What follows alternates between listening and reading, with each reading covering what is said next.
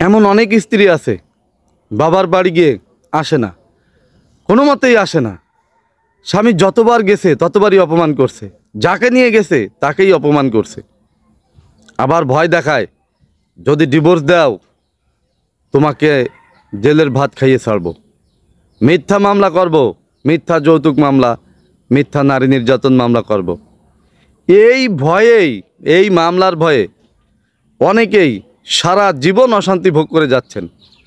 আমি আপনাদেরকে বলবো, যদি এরকম হয় আপনি আপনার ডিসিশন নিতে পারেন। কেন বলছি? কারণ মিথ্যা মামলায় আপনার কিচ্ছু হবে না।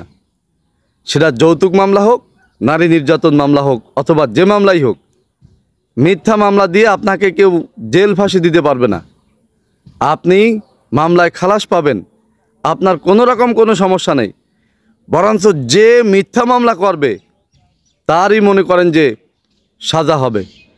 আপনি ব্যবস্থা নিলে তার জেল খাটতে হবে, কিন্তু আপনার জেল খাটতে হবে না। তাই মিথ্যা মামলার ভয় কোনো মতে করা যাবে না। আপনি যদি নির্দোষ হন তাহলে আদালত বিষয়টা অবশ্যই বিবেচনা করবেন, আপনাকে সহজেই জামিন দেবেন। এটা মাথায় রাখবেন। সারা জীবন অশান্তি ভোগ করার কোনো মানে নেই।